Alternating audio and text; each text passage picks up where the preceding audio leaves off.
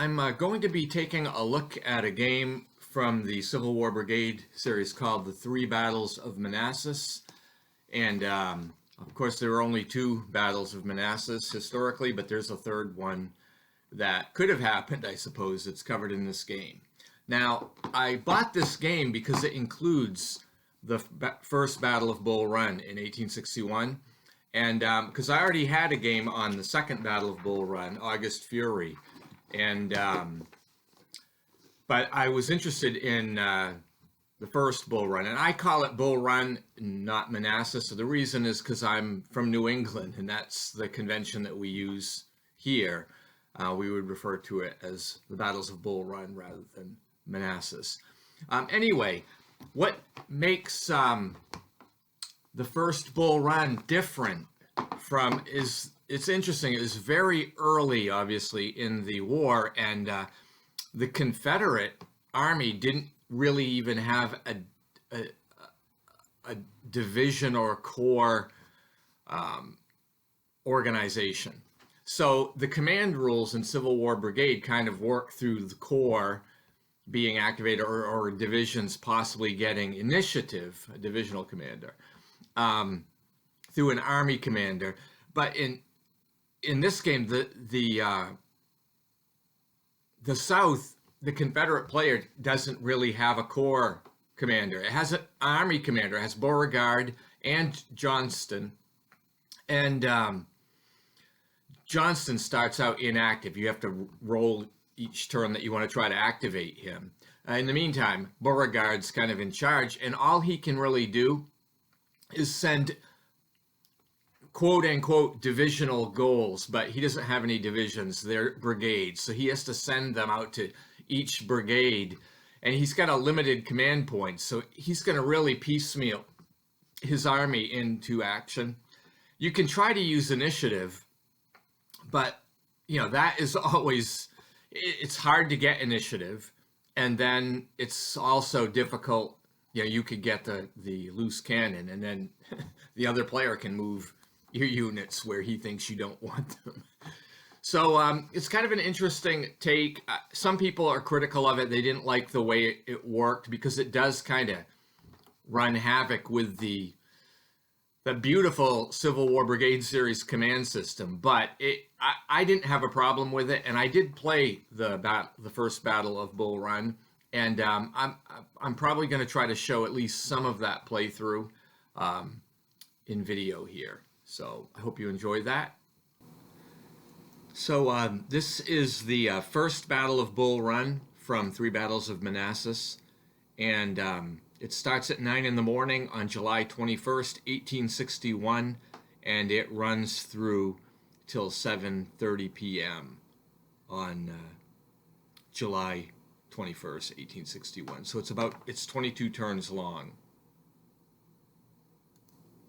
So in this scenario, the victory points are going to be based on wrecked formations, which I believe is each brigade that's wrecked is worth 1 victory point. And if the brigade is wrecked by just casualties alone, not including stragglers, it's worth 2 victory points. And there's a number of terrain features that are also award victory points. Centerville, if the Confederates can get it, they get 6. The Union doesn't get anything for it.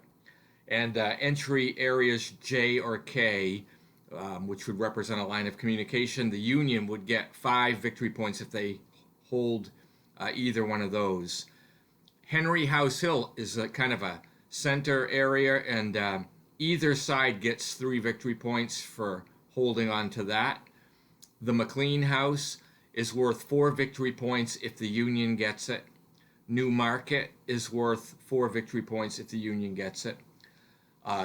Cub Run Bridge would be worth 3 victory points to the Confederate, and the Stone Bridge is worth 2 victory points either to the Union or the Confederates if they get it. So that's kind of how this game's going to play out, and those victory locations are going to kind of drive where the orders send these units.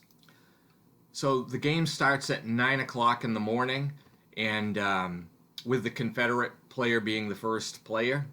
And he's got his forces spread all over the map. There's no corps or divisional structure, as I mentioned earlier, so these units are all going to be brigade goals, so it's going to be really confusing.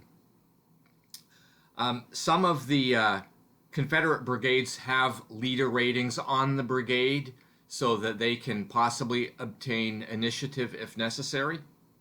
So it's July 21st, 1861, and Evans, B, and Bartow are already have orders to move to the vicinity of Matthews Hill and Dogan's Ridge. And so I'm imagining what's happened here is the scouts have alerted General Beauregard to General McDowell's turning movement. So they already have preset orders to go into action.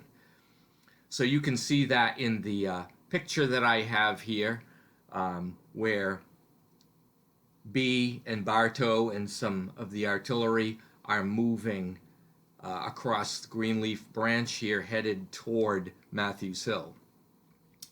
General Beauregard is in command, and until Johnston gets activated, Beauregard's a 0 rated leader, so he's going to be very limited in what he can issue for orders per turn, which is a half hour of time.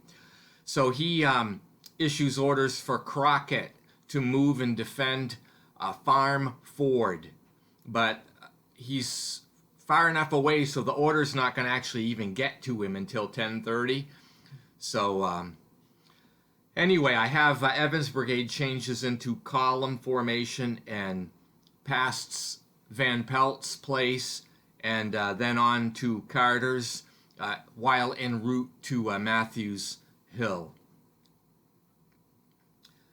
In this photo, you can also see that I'm using extended marker to represent the fact that these units are in column, which means they can't all fit in one hex. They kind of spread out in a trail. So I'm using these extended line markers with these column units to show how they spread out as they're making their movements.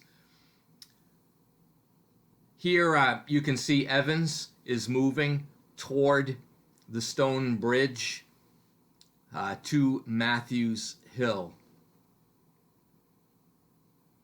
And then Hampton's Legion comes on as reinforcements. I don't show that in the picture here. And it has a pre-assigned brigade goal to advance to Stone's Bridge. And so it passes along the merchant farm along the way. We then go to the Union portion of the turn, and we have the 2nd Division arriving from the north. This is led by Colonel Hunter. You can see he's leading his forces in this picture. They're in column formation. Again, you see how spread out they are when I use these extended line markers to represent the column. And he has pre-assigned orders to attack along the Manassas Sudley Road and then to seize the Henry House Hill. And General McDowell isn't here yet, so I'm not able to make any Army level orders, and I decided not to use any initiative. In this game, McDowell has an anti-initiative rating of -1, and that's to represent the fact that he's not too favorable of his division commanders using initiative. So that's actually all of the Union generals in this scenario have a -1 anti-initiative. So that hampers their ability. Anyway, you can see in this picture here that the 2nd and 3rd divisions are engaging in a turning movement against the Confederates here. And that brings the 9 o'clock turn to an end. Thank you for watching.